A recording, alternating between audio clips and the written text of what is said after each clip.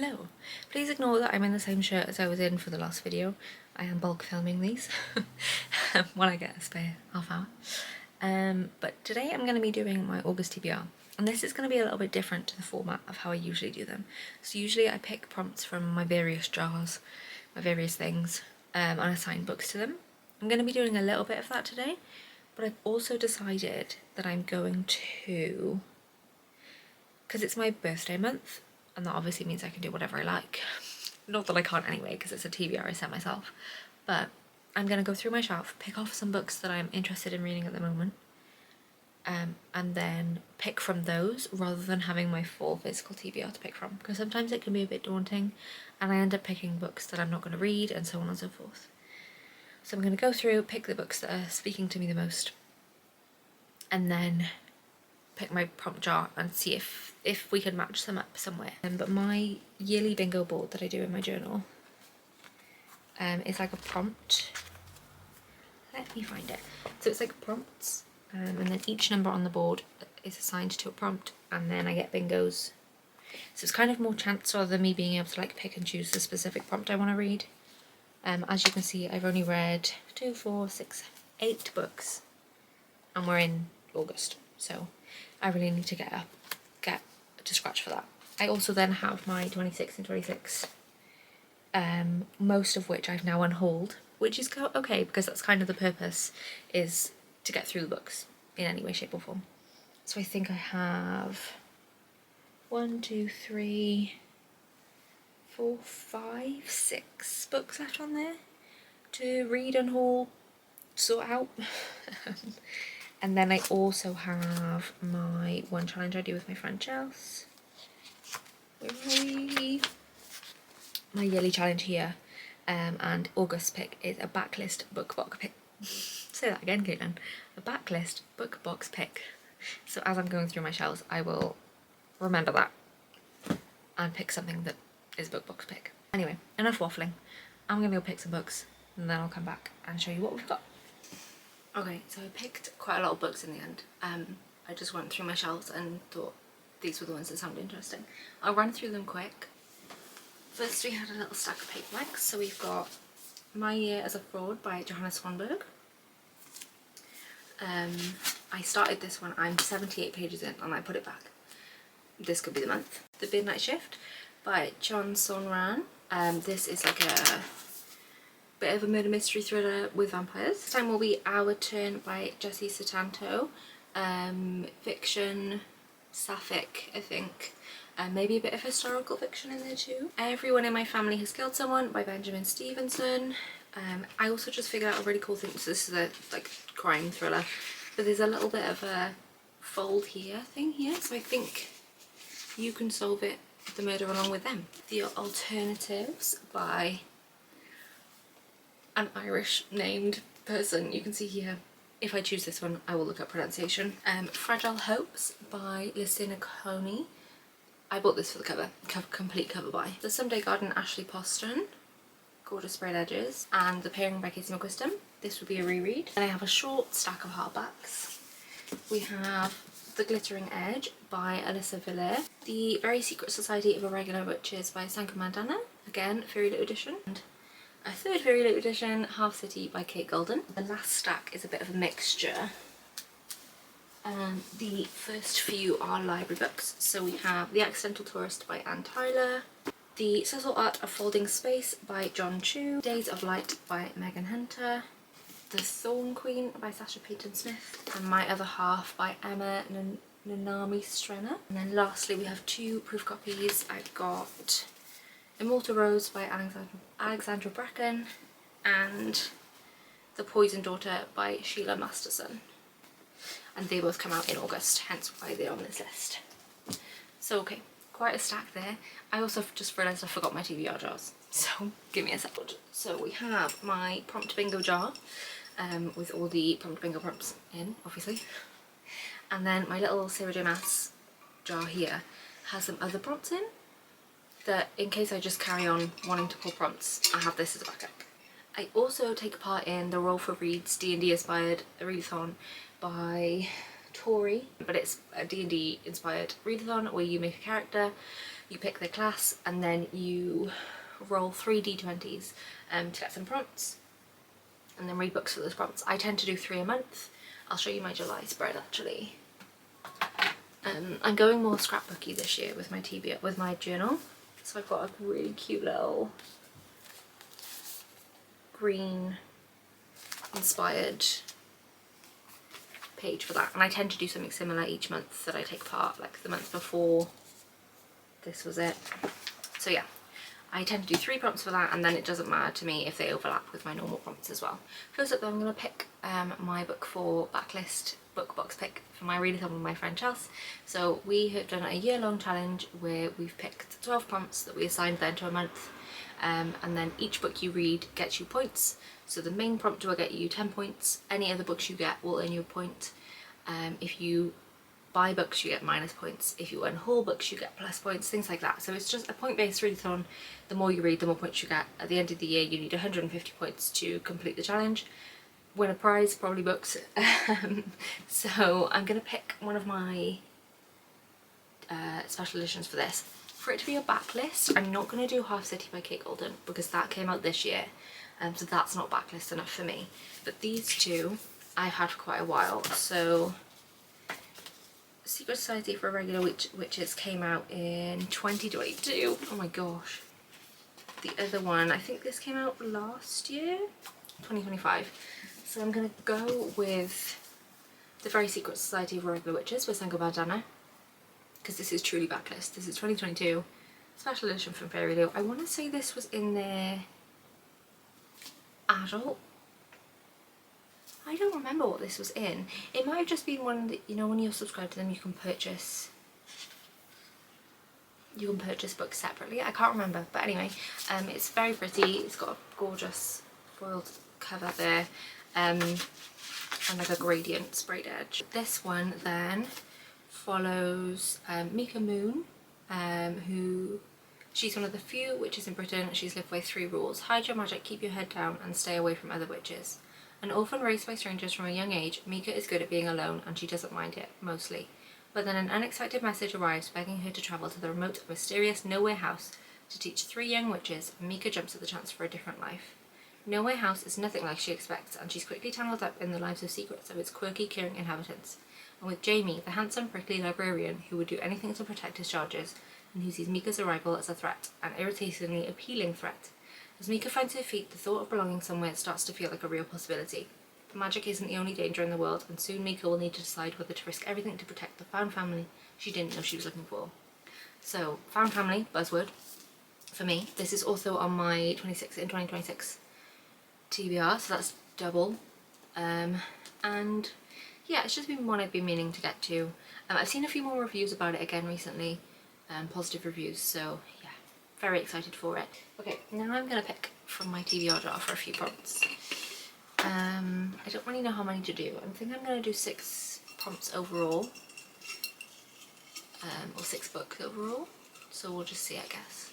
Okay, so we've got, ooh, hardback. Okay, simple, we like it. Maybe I'll go for one of my library books. Okay, I think I'm going to go for Days of Light by Megan Hunter. This one was another one I was recommended to by a customer. She'd picked up one of my favourite books of the year, and we were chatting about it, and she'd already read it. She was just buying a physical copy, and she recommended me a few books based on that she loved. One of them was 3 Days in June by Anne Tyler, really enjoyed it, and then the other one was Days of Light by Megan Hunter. So this one, Easter Sunday 1938, Ivy is 19 and ready for her life to finally begin. In the idyllic Sussex countryside, her sprawling bohemian family and their friends gather for lunch, waiting the arrival of a longed-for guest. It is a single enchanted afternoon that ends in tragedy. Days later, at a funeral, Ivory is kissed, marking the beginning of an adulthood shared by unexpected and even forbidden desire. Chronicling 6 pivotal days over 6 decades, Days of Light moves through the Second World War and across the 20th century on a radiant journey through a life lived in pursuit of love and in search of an answer. So, again, this is one of those, like, it covers a short period of time.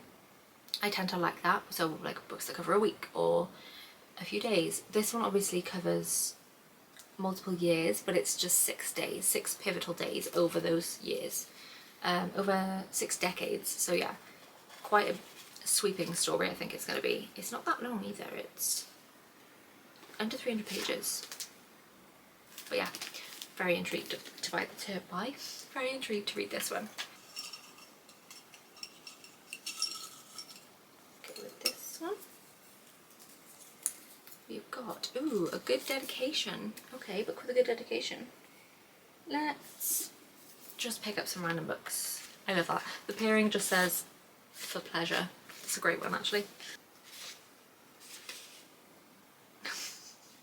To Elvis, my first cactus, who died like he lived, dry as hell. That's also quite fun. These aren't your typical dedications, which I love.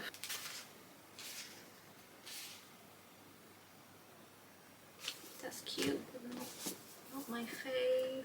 Okay, I think I'm actually going to go with Ashley Foster and the Sunday Garden, which, to remind you, was, well, you don't probably don't need reminding, but to Elvis, my first cactus, who died like he lived, dry as hell. It just made me giggle. So this one is Ashley Foster's newest release. She writes kind of like magical realism, contemporary fiction. So this one says, Sophie Drea never expected to fall in love, but on over a summer in Maine she does, with the dazzling flowers and towering hedge maze of Lilymore House. But then a door appears, never in the same place twice, leading only to a dishevelled garden and a beguiling thundercloud of a man confined inside. Battling with the vines just as much as she is with Lilymore's owner's two inconveniently handsome nephews, Sophie knows that she is the only person who can help Lilymore bloom again. But when you're stuck between the men on the outside and the one trapped within, can the seeds of romance bloom into something more? I really like her work. My favourite by her so far has been The 7 Year Slip, which I know is a lot of people's favourites, but I did also really enjoy Sounds Like Love. This one feels a bit like a Secret Garden retelling for adults. I'm not usually a fan of a love triangle, but maybe because it's a love square. Is it a square if they're still all vying for her? Anyway, there's 3 men. That could be interesting. Okay.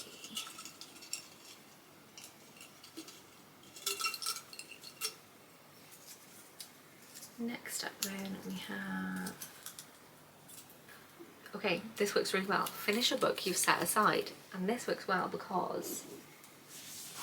I'm dropping stuff on the floor. Because I'd set aside My Year as a Fraud by Johanna Swanberg.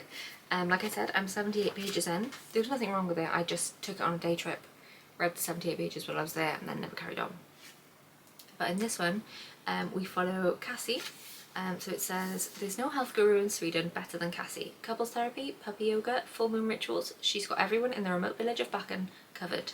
The locals don't really know who Cassie is or how she managed to turn a derelict cottage into a successful self-help retreat. But one thing is clear, they're all willing to pay good money for her services. There's only one problem. Cassie is a fraud, a great one at that, who has concealed her true self. A jobless, depressed alcoholic and gotten rich in the process. But can a life based on a lie really last? And will her new friends accept her for who she really is when her secrets eventually come to the surface? So this is translated from Swedish. I'm a big fan of Swedish translations, so mostly Fredrik Backman. He's like my favourite author. But I've also read someone else that I can't think of. She uploaded it. Lisa Ridson. I've read her novel too and really enjoyed that. So I don't know, I just like, they have this certain humour that I've noticed in Swedish translations that just tickles me. Okay, we've got favourite colour on the cover. The question is, what's my favourite colour? Green is my favourite colour. So this has like a green title and like a green hue to the back. And then this proof has like green vines and things on there, so I could do that one. But the one that's shouting at me that it's really green is the Thorn Queen by Sasha Payton Smith. I think I'm going to go with this one because it's incredibly green. So this is the sequel to... what's it called? The Rose Bargain, sorry, I forgot then, which is actually a book that me and my friend Zoe read last year together. I really enjoyed it. She didn't as much as I did. And yeah, this is the sequel. I don't know whether it's just a duology. I can't really tell you much about that. this because of, obviously it's book 2. Follow a girl who ends up working, who ends up in this like competition to become the wife of the prince who's going to take over the throne, kind of like a bachelorette style competition, but there is a world where there's fairies and magical beings and things like that there, and yeah, it's very twisty, turny. It's YA, so it's a little bit lighter on the on some of the scenes, but I just really enjoyed it. I read it really quickly, and yeah, so I'm excited to read book 2. Okay, last one. Oh, this is a lighter pink one. Fantasy. Okay. How much fantasy have I got? Okay, I've got 2 fantasy, so this would be like an even split between fantasy and not fantasy. Maybe we pick one of the arcs I've got, because I think both of these are romantasy, but to me that kind of counts. Okay, this one sounds quite interesting. Well, these both do, obviously, the ones I've requested, but set in a sumptuous world ruled by magical perfume, this achingly romantic slow burn love story will shatter your heart and leave you breathless. When Viola discovers she's the heir to a world-renowned family of perfumers, she inherits more than just a name. Roseborns are born with the ability to infuse fragrance with magic. Thrust into life among the elites, Viola must navigate her powers, grapple with feelings for an enigmatic spy master, and avoid danger at every turn, for not even the strongest perfume can mask the scent of evil lurking out of sight. Magical Bridgerton, with a vibrant heroine, exceptional world, and a dangerous love story. That sounds quite fun. Sorry, that was Immortal Rose. Or we have The Poison's Daughter. This one, do we have a... What's in the back? There is only one thing more dangerous than a man with a bruised ego, is a woman... Say that again. The only thing more dangerous than a man with a bruised ego is a woman with a score to settle. Every person Harlow Caranwell kisses dies, and that's the way she likes it. The poison-lit youngest daughter of Lunamine's magical founding family has used her power to annihilate their enemies. Her first husband is in the ground, her now betrothed is next. But Harlow has a secret. When she's not acting as her parents' assassin, she moonlights as a vigilante hunting abusive men in their walled city. Meet a man, lure him in, kill him with a kiss. Until one night Harlow kisses a mark and he doesn't die. Worse, he is her new betrothed, Henry Havenwood, and now he knows about her double life. Instead of exposing her and sparking a war between their rival families, he does something far more dangerous. He whisks her away to marry him in his wild mountain fort. Harlow doesn't trust Henry, but the only way to protect her family and city is to uncover what his family is planning. Cursed with a husband she can't kill, and trapped in a fort surrounded by vampire-infested woods, Harlow must do the impossible, make the man who knows she's a killer fall in love with her anyway. Oh no, am I going to put the mammoth one on my TBR? Oh, it's over 600 pages. But did you see my face light up at the word vampires? I think I might have to do it. Okay, we're going to say to hell with it and put on the mammoth fantasy romance of The Poisoned Daughter. Okay, we're doing it. To be fair, I probably would have tried to read it anyway in the month of August because it comes out this month. But yeah, it is huge. I'm now going to do my rolls for the Roll for Reads readathon. Hopefully I'll get those 6 out, like I'll be able to fit some of those 6 into prompts. If not, then we probably will pick some more books. So I don't have 3 D20, I only have 1. So to save me from having to roll my D20 3 times each time, I've just like done it on Google. So I'll spin that and then read the prompt off my screen. 35. 35 is the Nightshade Grove. Coming across a clearing within the forest, you enter noticing that the air is thick with the scent of blossoms that only bloom in the moonlight. It smells almost sickly sweet. Covering your nose and mouth with your sleeve, high alert strikes, noticing these flowers are the deadly nightshade. Ooh, and there's plus a side quest option. I've not had one that comes with a side quest option yet. So firstly, the prompt for this was Moonlit Petal. Read a book with a beautiful nature-inspired or floral cover in order to gain toxicity exposure and successfully leave the grove. So we have Someday Garden, and obviously garden, it's inspired by Magic Garden. The Thorn Queen has lots of thorns, and the ring has like flowers on. And the Poisoned Daughter also has like thorny flowers on it. I'm gonna go with the Thorn Queen because it has the most like flowery, viney things on there. So that's gonna be the prompt. That's gonna fill this prompt. I don't know what the optional side quest is. So this needs to be a separate book from the other dungeon prompts I've received, and this is for 1d20. I clicked roll. 1, okay. Arcane Grimoire. As you open the grimoire, a page writes itself before your eyes. The ink drips like shadow, spelling out the title of a book you've owned for too long but never touched. The prompt is choose a book that's been sitting unread on your shelf the longest, or at the very end if you'll want to read this on a reading app.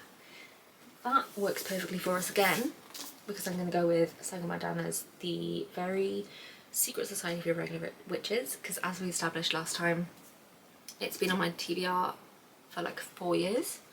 So that's perfect, that fits for this. If we add on my other d20s to go back to the main prompts now, we're going to roll here for 17. So 17 is another dungeon, and that is Vampire's Coffin. Every vampire remains bound to its coffin, crypt or grave site where it must rest by day.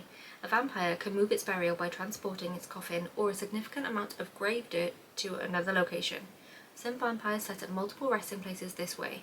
There is a notable increase in bats, rats and wolves in the region when the vampire is around. It appears the vampire is in the area, and this vampire has created multiple burials, therefore increasing the challenge rating for this dungeon.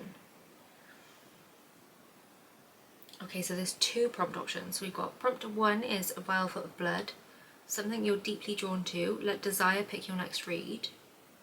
Or prompt 2, an ancient letter, read a book published 2015 or before, or a gothic book. Do I have to do both, or can I pick? There's also a side quest option for this, so we'll do that too, but I think I'm going to go with prompt 1, which is something you're deeply drawn to, let desire pick your next read. And for that one, I'm going to pick The Poison Daughter by Sheila Masterson, because we saw my reaction when I saw the word vampire, which fits well with this. Then we had another side quest, and it landed on 12. Random acts of kindness. Axe is in like an axe, A-X-E. Kill them with kindness. Roll a d4 to determine your benefit/prompt. We got 1. And that is 1, gain a bonus inspiration. Read a book with an inspiring main character. Okay, this is working well for us. Inspiring main character. We're gonna go with My Ear is a Fraud. Hang on, hear me out. So she's inspiring because she is a health guru. That in itself is inspiring.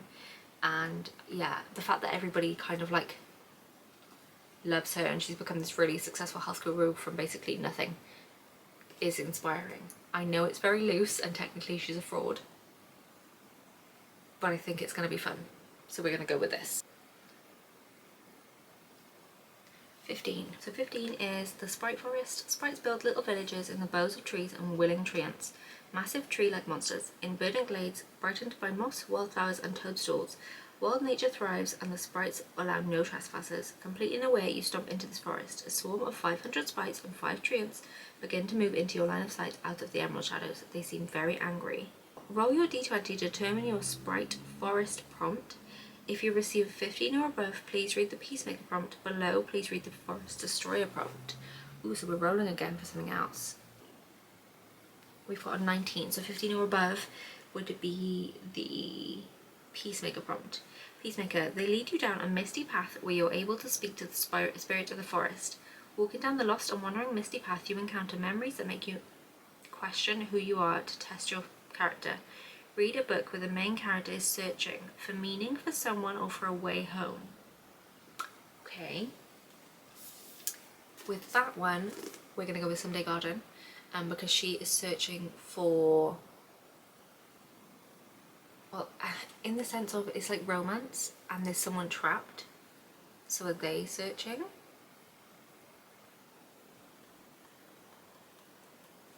We're going to go with that. I know it's loose. To be fair, all my prompts are very, very loose. I didn't realise that I had to read both prompts for my previous prompt of Vampire's Coffin. The second one was read a book published 2015 or before. One of the other books on from my library TBR was The Accidental Tourist by Anne Tyler, and this was released in 1985, so that's before 2015. And this one, it says, how does a man addicted to routine, a man who flosses his teeth before lovemaking, cope with the chaos of everyday life? With the loss of his son, the departure of his wife, and the arrival of Muriel, dog trainer from Meow Bow Dog Clinic, Macon's attempts at ordinary life are tragically and comically undone. And I read An Anaheim for the first time last month and loved it, so immediately when I got another one. And this one sounds quite cute. I think that's pretty good. I only had to add on one book. So I'm going to do a quick rundown again of all the books on the TBR for this month. We have The Thorn Queen by Sasha Payton Smith, The Sunday Garden by Ashley Poston, My Year as a Fraud by Johanna Swanberg, Days of Light by Megan Hunter, The Secret Society for Irregular Witches by Sango Vandana, The Poisoned Daughter by Sheila Masterson, and The Accidental Tourist by Anne Tyler. My August TBR is looking quite chunky, but I kind of like the challenge, and I like the mixture in here. A little bit of romance, quite a lot of fiction, and some chunky fantasy. But yeah, well, this was kind of a different format for me. I hope you liked it. I quite enjoyed filming it like this. I think I might do more this style TBRs coming up, because it kind of helps to have like a narrowed down list to pick from, rather than my like full 100 book physical TBR, because it's like really intimidating. So having a smaller list of like a small stack to pick from definitely helps. But yes, I'm really excited to read these. Follow along to see if I do read them. I'm hoping to maybe do like a month-long reading vlog that I'll just post at the end of the month, or if not, it'll just be in my wrap-up that you see them, because I've not got the knack of general vlogging my weeks and things yet. I'm a bit too self-conscious for that. But yeah, thank you very much for watching.